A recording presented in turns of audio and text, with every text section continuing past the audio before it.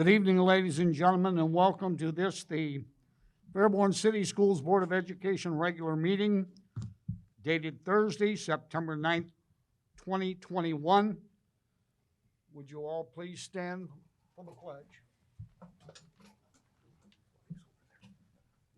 I pledge allegiance to the flag of the United States of America and to the republic for which it stands, one nation, under God, indivisible, with liberty and justice for all. Mr. Philo, could you call the roll, please? Mr. McCord. Here. Mr. Browning. Here. Mrs. Malad. Here. Ms. Reister. Here. Mr. McCord. Here. First of all, I'd like to, here. Thank you. First of all, we just got word today that one of our Fairborn City Schools staff members lost a daughter to COVID. And I would just ask that we take a moment of silence.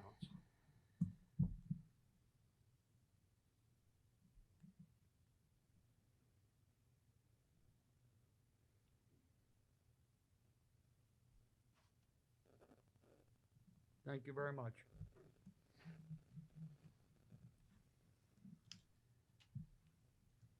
First of all, the next item up for discussion is the approval of the agenda as presented. May I have a motion? So moved. Thank you, Mary. Second. Thank you, Andy. Roll call, please. Ms. Reister. Yes. Mr. Wilson. Yes. Mr. Browning. Yes. Mrs. Malad. Yes. Mr. McCord. Yes. Next item is to approve the minutes of the Thursday, August 5th, 2021 regular meeting and Thursday, August 12th, 2021 special meeting. May I have a motion? So moved. Second. Thank you, Jerry. Thank you, Katie. And I might add that that is with attachment. I'm sorry. Roll call, please. Mr. Browning. Yes. Mrs. Malad. Yes. Mr. Wilson. Yes. Ms. Reister. Yes. Mr. McCord. Yes. Board reports, and for the good of the order, Mr. Lally. Thank you, Mr. McCourt. If I can just take a few moments here to make a couple of comments on a couple of different issues. I have received a lot of communication regarding transportation issues in our school district. The Fairborn City Schools is having issues with transportations of students to and from school on a variety of routes, excuse me, as well as issues with athletic that concern tennis, golf, and cross country. First, I want to say that the Fairborn City Schools has a bus driver shortage, and we have drivers who are not able to work due to illness. Second, the high school teams have to leave prior to 4 p.m. And at this early time, the Fairborn City Schools is still transporting students home from the various schools. With the driver shortage and illness, transporting to athletics is not possible at this time for some of those teams. We are working on hiring and training new drivers, and I want our families and the community to know that Fairborn is doing the very best we can to accommodate transportation to and from school when available to and from sporting events. We truly appreciate your patience as we navigate a pandemic and a driver shortage. We realize that these are trying times for our families, students, and student athletes, and we understand that this can cause an inconvenience to all. If I can make a short comment on the masking that was put into place just prior to school starting. The Fairborn City School District is requiring all students and staff to wear masks indoors and on school buses. The board discussed this at a work session prior to the start of school. Our goal is to keep students and staff members safe and healthy in school. Thank you. And with that, I'll turn it back over to you, Mr. McCourt. Thank you, Mr. Lally. The Board of Education has discussed the mask requirement in a work session, as Mr. Lally has mentioned.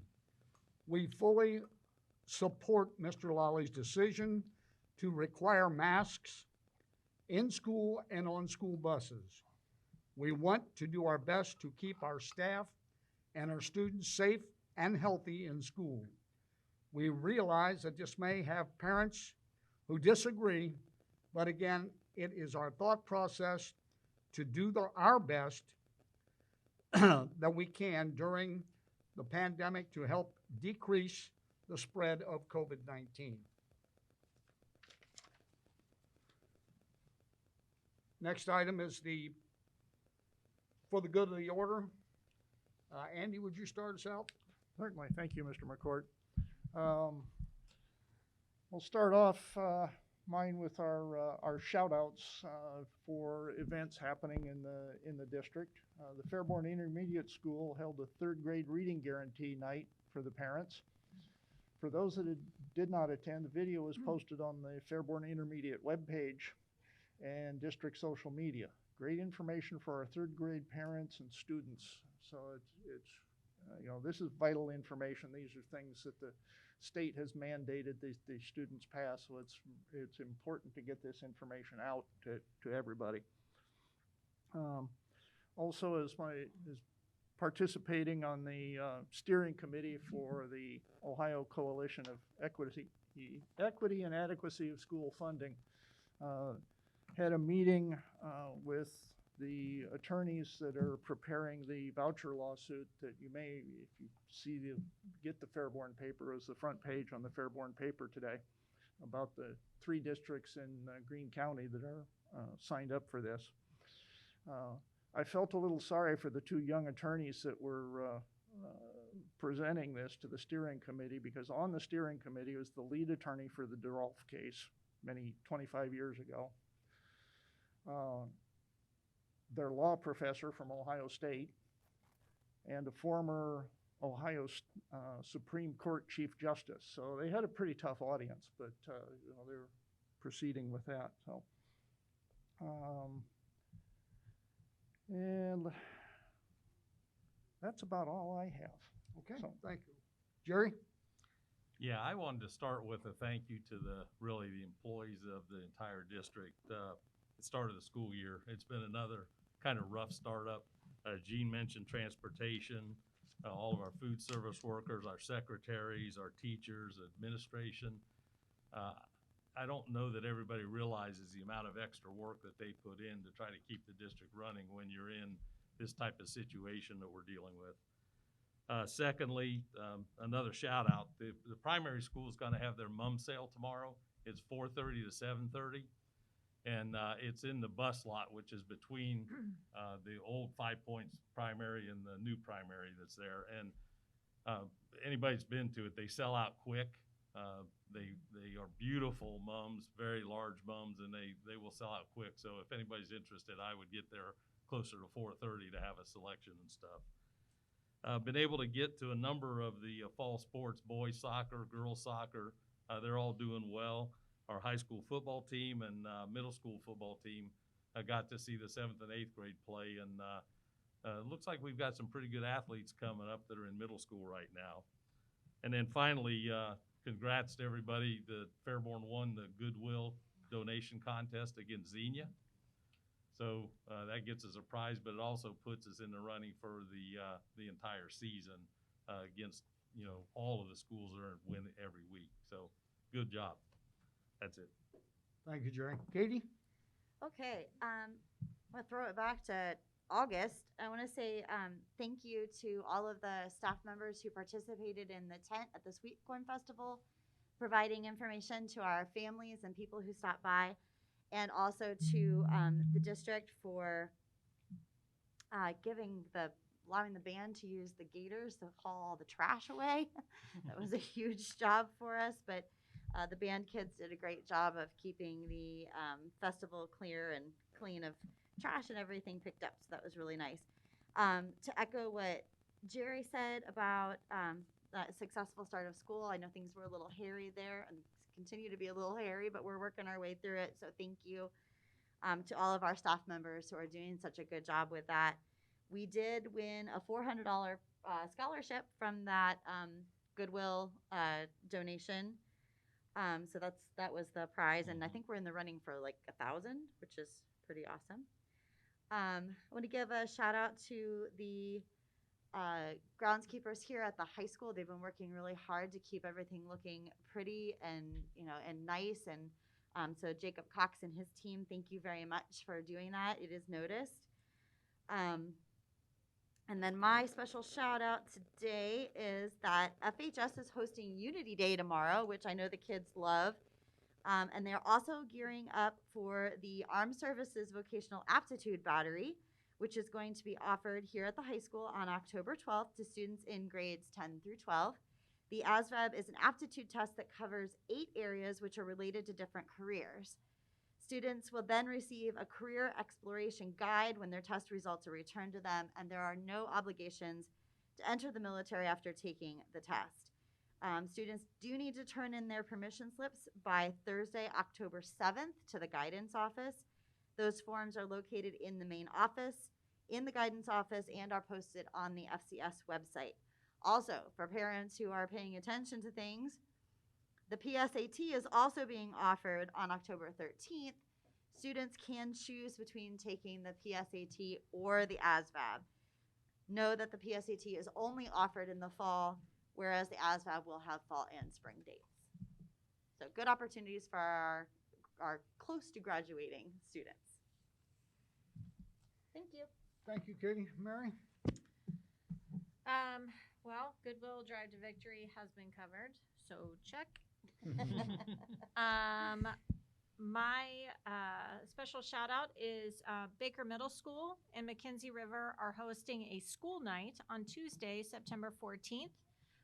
Order your favorite items, and Baker Middle School will receive 20% of each meal.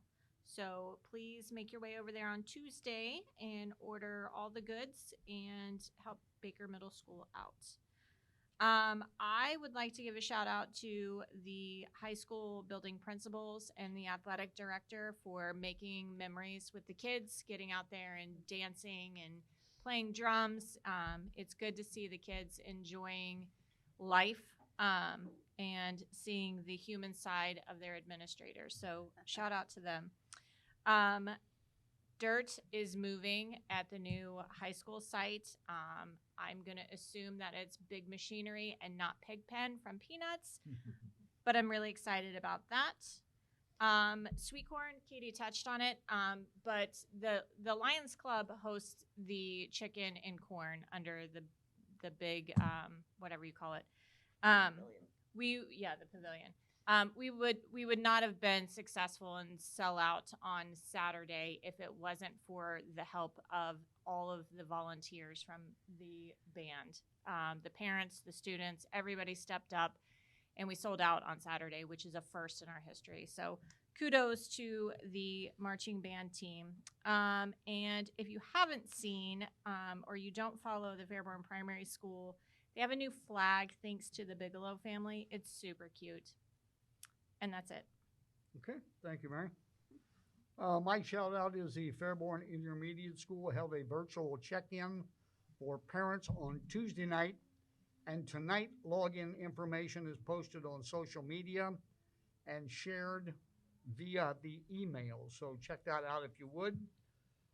To go further, as Jared mentioned, and I too have been to some 7th and 8th grade football contests, some high school football contests, and it's always good to see our band get out there and do their thing. They're a great bunch of people who not only the people in charge, but the kids, they work their tail ends off to make a good show for us on Friday night, and they do that.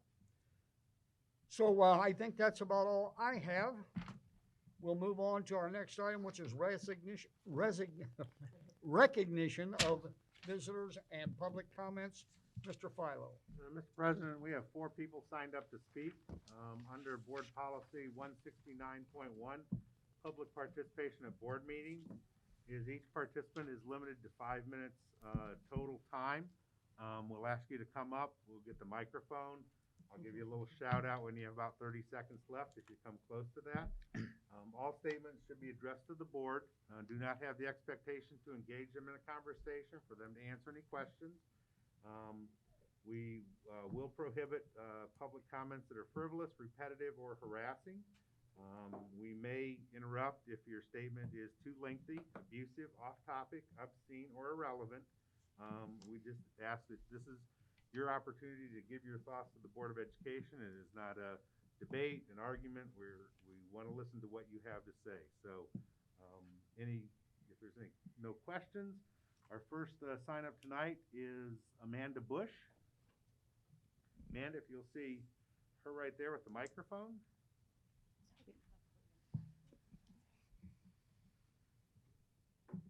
Just a second, please, while I get all my information.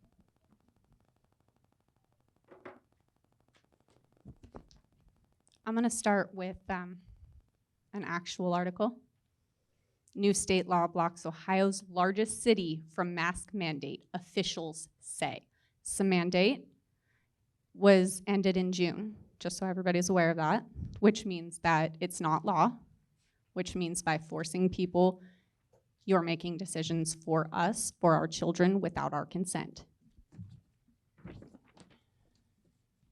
Amid a COVID-19 surge in Ohio's most populous county, health officials wanted to once again require the use of face masks indoor to slow the spread of COVID-19.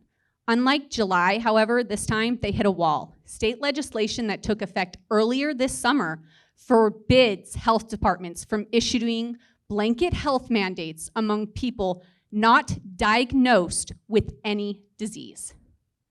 So despite a 56 increase, which we all know some of that is made up. I'm sorry if you don't believe me, that's my personal beliefs. I also have the paper from the news article that was done last year that stated in the news article that there were specific things that you could not, for specific reasons, could not force people to wear a mask. One of those reasons was children under the age of 10, which means any elementary school should not be required to force our children to wear a mask.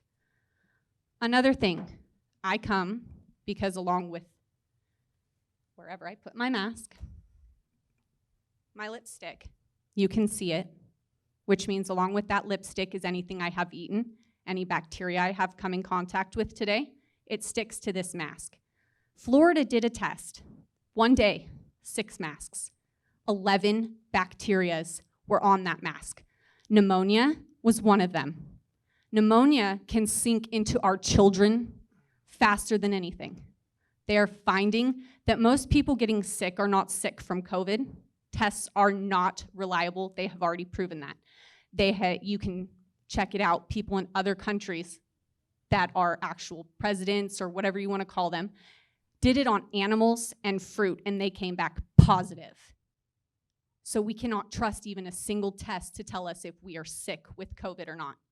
The medical dictionary lists COVID as a common cold. That is the same as the flu. I don't even take the flu shot. I don't need it. I don't even give it to my children. The youngest you see in the Minnie Mouse dress has an autoimmune disorder. This mask makes it 10 times more difficult for her to breathe because you are taking 20% of her oxygen from her. I also have her blood work tests from this year. They show within the 30 to 45 minute time that she wore a mask at the doctor's office, her carbon monoxide level was way too high. Scientific tests have proven that our children need oxygen at 100% level to fully function, learn, and operate the full value of their brain. Can you please look at me, ma'am? Thank you. I'm sorry, I was taking notes about what you were saying. Okay, well, I appreciate that, but it kind of makes me feel like you're ignoring me. I'm sorry. Just I no, write that's them down. perfectly fine. I appreciate it. Gluten. I know I've told you about her problem, Mr. Lowley. Gluten for my daughter is poison in her body. She has already had one issue in school this year where she came home so sick, she projectile vomited in my living room. My daughter, in the 4 years since her diagnosis of celiac disease, has never once had that problem. I make sure to a vigorous extent that her diet is maintained at all times. I understand I've talked about the rest of that with you. I won't get into that. But when she has this mask on, if she's glutened, that gluten is now on this mask. That gluten is now consistently entering her body, in and out, in and out. That makes her 10 times more likely to destroy her small intestine as the small fingers that absorb her nutrition die off, because that is what happens to a celiac patient. About Our 30 seconds. children are the ones that are suffering. They don't want these masks on. You have high schools full of children walking out in protest. You have schools in this state that are giving the shot without consenting the parents. These are medical decisions. You didn't give us any other option.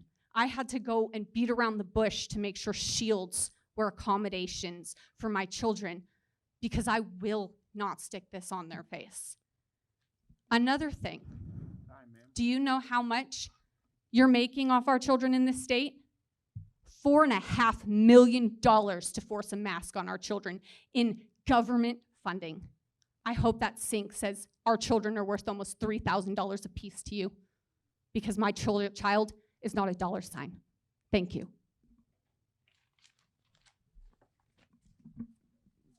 Mr. President, next up we have Ken Reese. Mr. Reese? Thank you.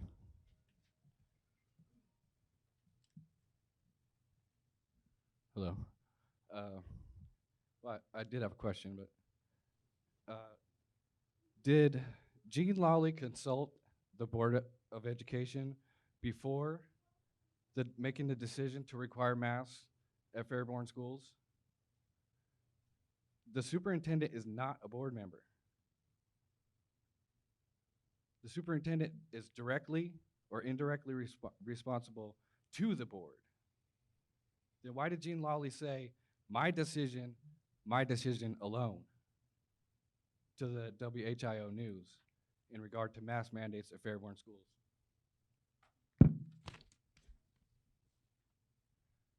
The choice of whether we want our children to wear masks or not has been denied by the Board of Education, namely by Gene Lawley, superintendent. We, the people, were not given adequate notification of the attendant mask mandate since the decision was made without the consent of we, the people, a mere one day before school reopening.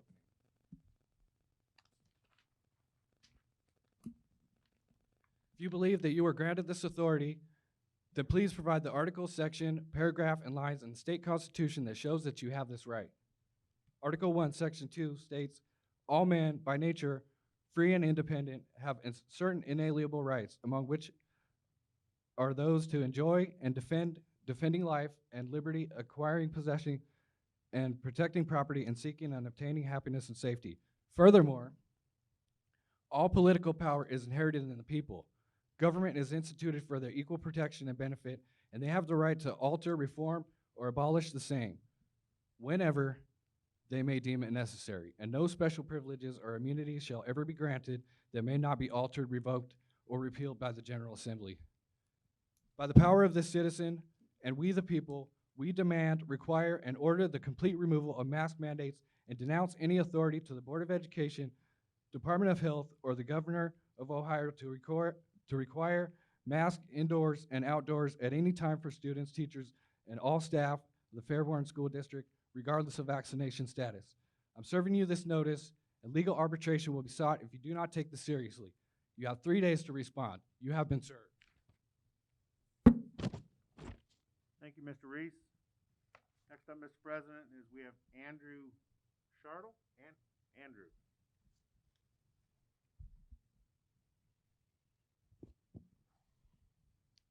Good evening, ladies and gentlemen.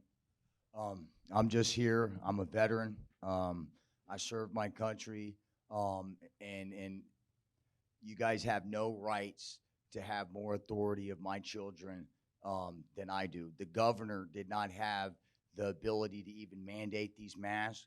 It restricts their breathing.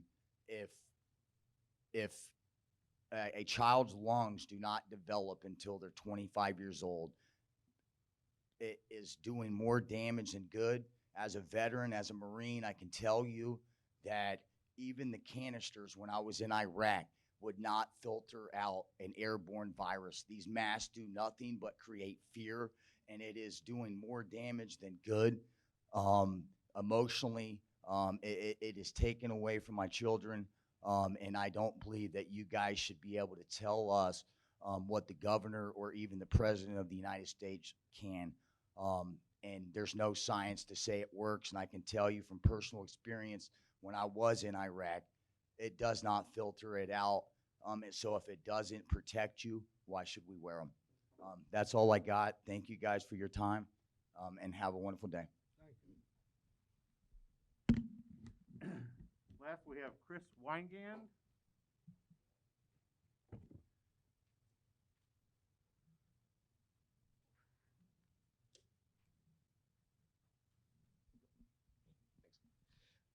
Hello, everyone. Appreciate the time to actually speak in front of you guys. My name's Chris Weingand. Right now in my hand, I have a air quality monitor right now. Right now, it's currently ready to read CO2, and it's currently monitoring the CO2 in this very room right now. As of right now, it's reading at 520 particles per minute, and there is a green line here that says good. Air is good. So congratulations, we have a really healthy library here that we can all mingle in and have our kids in. But I share Amanda's concern. What I'm going to do, I'm going to take the tip of this and insert it into my mask right now. And the concern is the amount of carbon dioxide that gets into it. So I'm going to put the monitor in my mask and let it read for about 30 to 45 seconds for right now. My name's Chris Weingand. My child is a second grader at Primary Elementary. His name is Caleb. I do want to give a quick shout out to Ms. Sagan, kindergarten teacher, Ms. Cook, first grade teacher. Two excellent teachers, and I'm going to put it on the record, deserve a pay raise, if you guys can. But the concern, first off, was the mask mandate. And after President Biden's speech today, there's kind of more of a concern now that there is going to be more mandates to come. So today, we were supposed to be talking about masks, but tomorrow it's going to be vaccinations. Then it's going to be mandating boosters. What comes next after that, I really don't know. And that's the fear that I have raising my child and seeing where the country goes after this point. So we've kind of opened a door with where the mask mandate is gone, and we want to try and make sure we have an open dialogue at least going forward. I do want to reference the Mike DeWine speech that was referenced when making this call. I watched that same speech. Bruce Vanderhoff referenced the alarming rise in Florida cases at that point. And he was referencing the CDC numbers that were going on in Florida at that point. Since then, we've seen the CDC retract those health numbers right now. We've seen the same retractions in Texas regarding kids and hospitalizations at that point. There's something very wrong with the information that's going on in regards to COVID in this country. So the CO2 monitor has gone off. It's now currently catching up. It's currently at 1,700 particles per minute. And now that green line has shown a red line. It's now reading unhealthy instead of good. So this is just a demonstration, just an open dialogue. Today, it's just a demonstration to show we got to measure the costs of what we're willing to take for our children and for ourselves going into the future.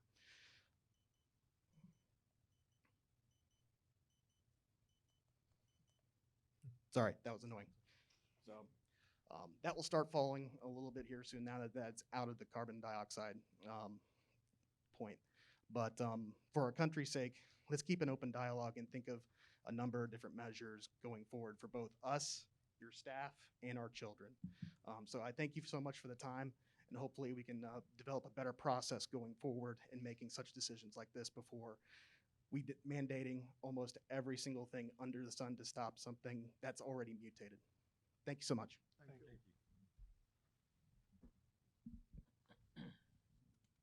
Is there anybody else that'd like to address the board? Mr. President, that's all I have. Okay, and thank each and every one of you for addressing us this evening. Next item is school district presentations.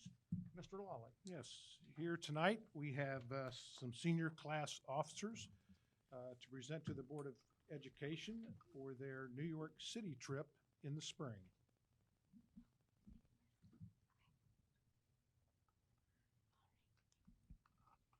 Good evening, and thank you for giving us the opportunity to speak tonight.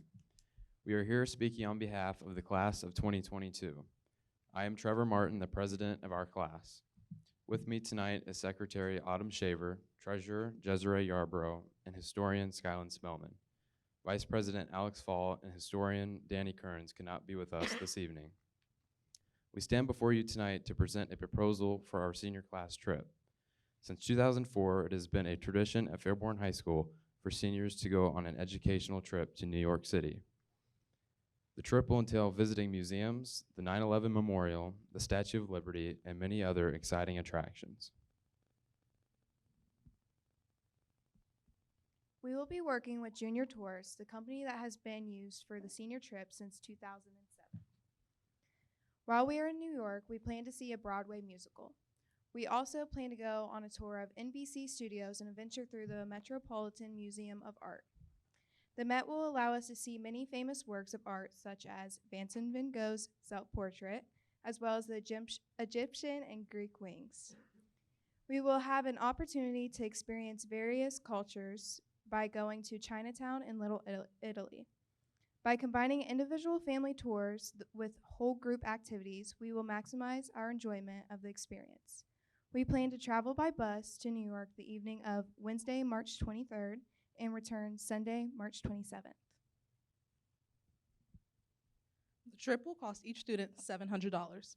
This includes transportation to and from New York, as well as transportation in Manhattan, lodging, 4 meals, Broadway show tickets, the NBC studio and Met tours, along with other activities. Payments will be collected monthly beginning in October. Seniors can offset some of the costs by participating in fundraisers. The main fundraiser will be the World's Finest Chocolates fundraiser. Other fundraisers are also being considered. We will also be asking the community and local businesses to help by donating various items to help offset our costs. When we travel, we will be divided into families made up of 10 to 12 students. Our senior advisors will be pairing 2 chaperones per family. At least one will have experience traveling on prior senior class trips. Each student will have a buddy that they must be with at all times. After students pick their buddy, roommates are assigned and families are formed. They will then meet with their chaperones for pre-trip planning. Each family will plan their own itinerary to see all the sights New York has to offer. Families in the past have visited art museums, Central Park, and Wall Street.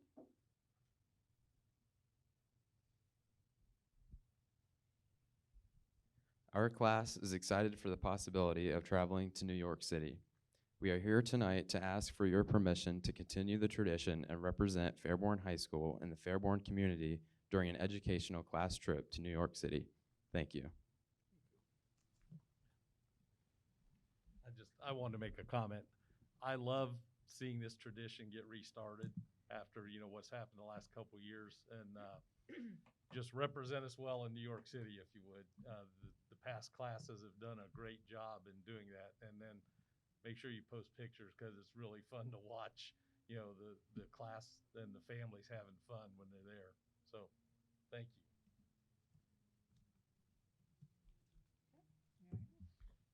Thank you, class officers. Thank you. Thank you, guys. Thank you. Next is a facility update, Mr. Jeff Patrick.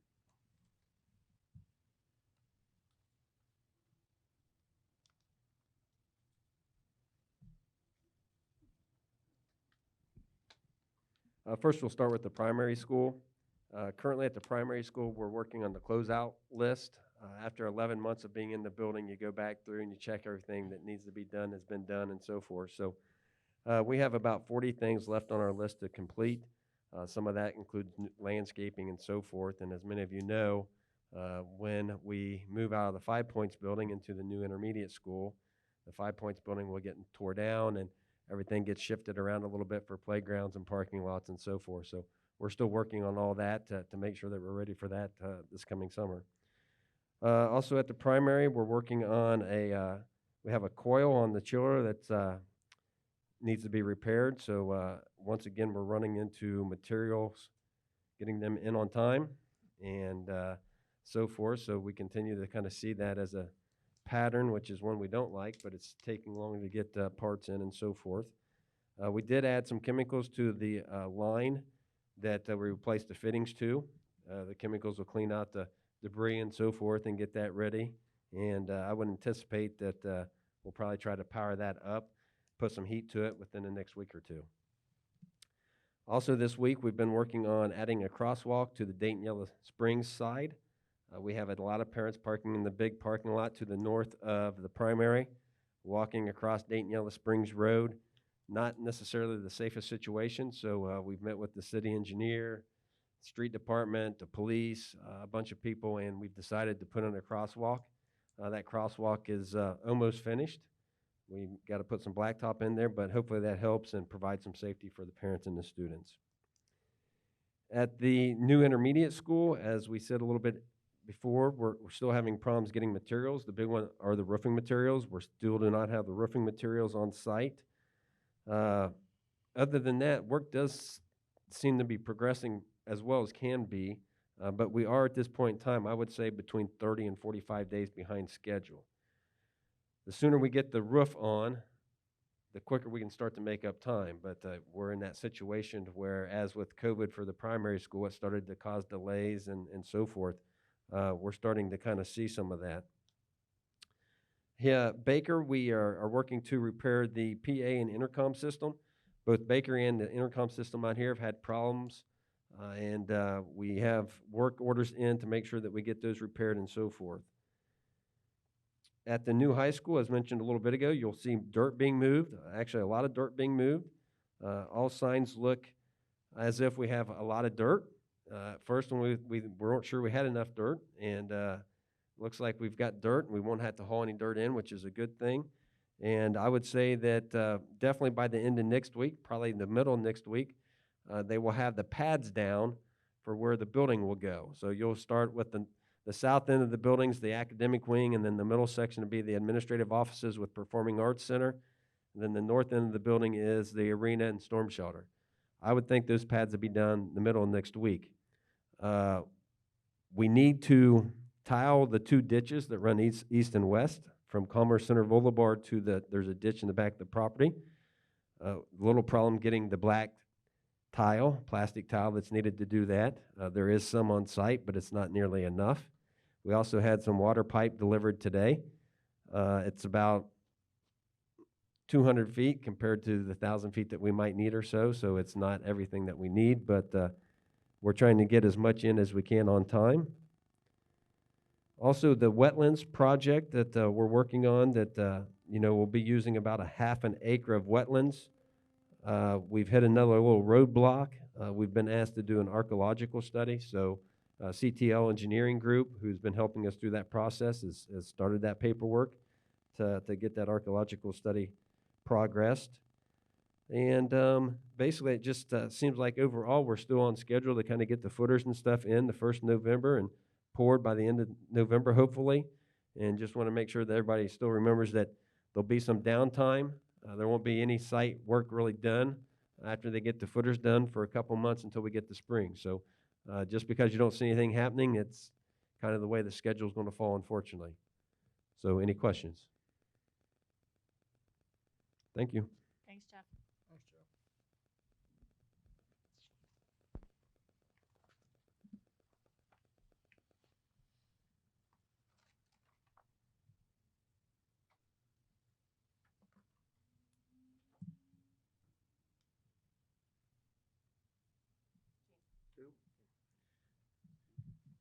Dr. Brackenhoff will give us some state assessment scores from last year's state assessments. Fell asleep at the switch.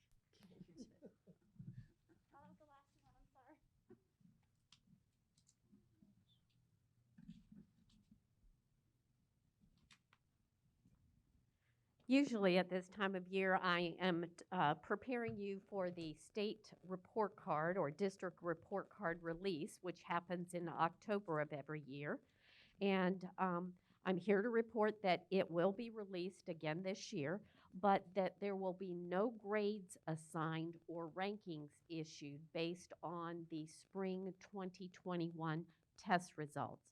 After a year of not testing and a year of mixed service delivery, some students across the state learned outside of school buildings, some learned online, some learned in buildings. The state has decided that they would report where our students are in regards to student achievement, but that we will not be measured on those results.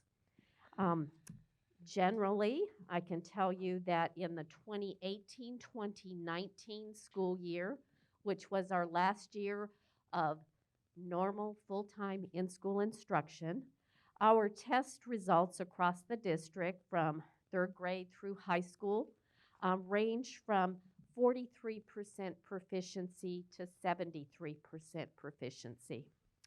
Then we took a break in the year 2020 and there were no tests.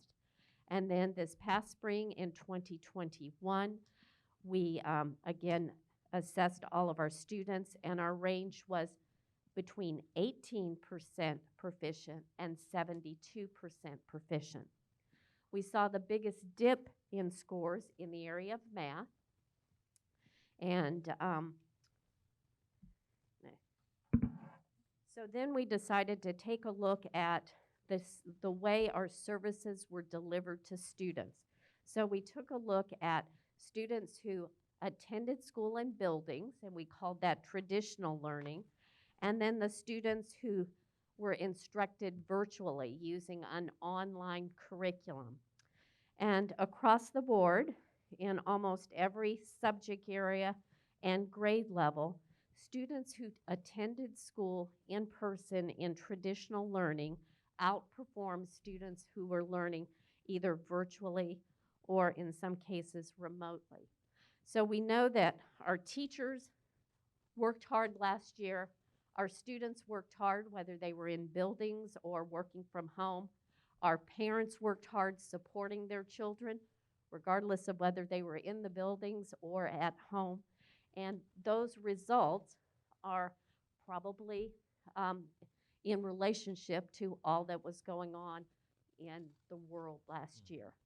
Our kids continue to learn, and I think our focus for this year, again, knowing that a report card will be released, we can't do anything about the results. But what we are doing is we have a strong plan to support our students as we move forward. So across the district this year, all of our students are taking a diagnostic assessment. We have been doing this in K through 8. This year we are also adding high school to that with the hopes of finding an instrument that will help us determine what skills high school students need extra support in. And across the board, K through 8, we will continue to do that. The assessment tool that we're using this year is also tied to a personalized learning platform. So in addition to providing very specific results to teachers on the skills that students are strong in, as well as the skills that students need extra support in, this assessment tool will also link to a personalized learning path. So whether it's at home, whether it's designated times in the building when a teacher may not be providing direct instruction to all students, possibly working with a smaller group, students will be able to access this online platform to address their own personal needs. So we're hoping that that provides us with a roadmap of how to move from a year of mixed instruction to providing the kind of instruction each of our students need.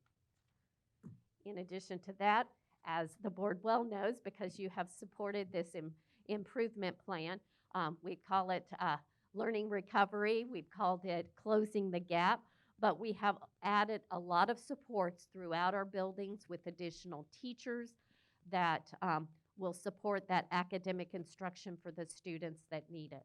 So I think we have a big job ahead of us, but if there's anything that we learned last year is if you give the impossible to teachers, they're going to rise to the occasion, because our teachers did reach the impossible, which was trying to continue learning and supporting students through a really difficult time over the last 18 months. So any questions? I just have a statement that it kind of verifies the importance of face-to-face and being able to ask questions and get clarification, especially in the math arena. Absolutely. I'm not getting this concept. Can you help me? Yes. That doesn't happen well in an online remote environment. So Learning is not one way. You can fill a bucket one way, but you cannot fill a mind one way. All right. Thank you. Thank you, Sue. Thanks, Sue. Mr. President, if we could just take a 30-second break here if anybody wants to leave before we get into the business part. It's an appropriate time. You're welcome to stay if you want, but we appreciate you coming out tonight.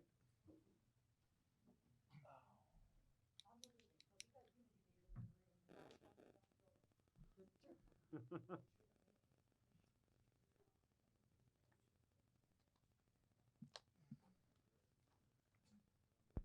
think it'll be a little longer than 30 seconds. Mrs. Malad exited the room. Might be.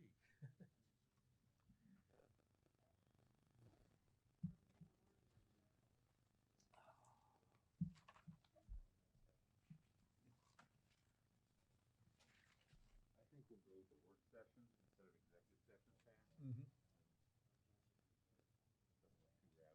Nope. Nope.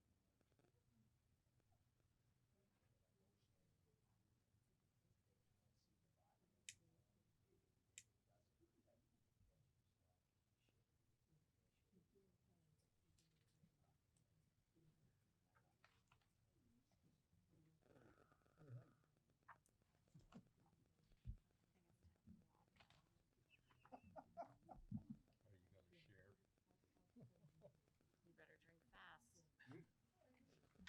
We'll get started here in about 15 seconds. We'll ask that conversations in the audience quit. All right. It's texting me like, can't find you. Is he good? He's good. Amy's taking care of it. Okay. Next item is from the Budget and Finance. Treasurer recommendation is made to approve the following. Oh, Amy took care of it. It is recommended that the Board of Education accept the receipt of the monthly financial report for July 2021. May I have a motion? So moved. Thank you, Mary. Thank you, Andy. Roll call, please. Ms. Reister. Yes. Mr. Wilson. yes. Mr. Browning. Yes. Mrs. Malad. Yes. Mr. McCord. Yes. Next item, number 10, administrative and superintendent's recommendations. Start on this page and continue to, I think it's page 11. In this body of pages and everything, you're going to see some stipends, some resignations. Would anybody at this time like to pull anything out for comments? I would just like to call out that the marching band's going to Grand Nationals again at Lucas Oil Stadium. Woo, woo, woo. That's right. Okay, so noted. And our vote to approve the senior class trip is on here as well. Yes. To Very New good. York City, so. Excellent. Sorry, I'm a little biased. It's okay. Get in the bed. May I have a motion to approve? So moved. Second. Oh, sorry. Sorry. Roll call, please. Mrs. Malad. Yes. Mr. Browning. Yes. Mr. Wilson. Yes. Ms. Reister. Yes. Mr. McCord. Yes. Gifts and donations, if you will, Andy. Could you read those off for us? Certainly. As always, we gratefully appreciate the gifts and donations that come from the community, be they monetary gifts or items that are sorely needed in the district. from the Amazon Kettering Distribution, is classroom supplies and cleaners. The Be Hope Church of Fairborn, food supplies for the Baker Hawks Pantry. Emmanuel Church of Fairborn, backpacks and school supplies for the homeless liaison. Ed Carnery and Brian Carnery, 25 backpacks with school supplies, tissues, and empty backpacks for the Fairborn Primary. And then we have a couple of donations to our turf field at the new high school. The ever-present Mr. Anonymous or Ms. Anonymous, $500, and an additional donation from Steve Ross for $25. Thank you, and again, thank you for the donations. Next item is executive session. I think, Mr. President, we'll change the order a little bit. To work session, I'm We'll go sorry. into work session, Yep. and then we'll go into executive session. Please, the board will take a 3-minute restroom break. Then we'll go into work session with an executive session to follow, and then other action after executive session will just be adjournment. Next regular meeting is Thursday, October 7th.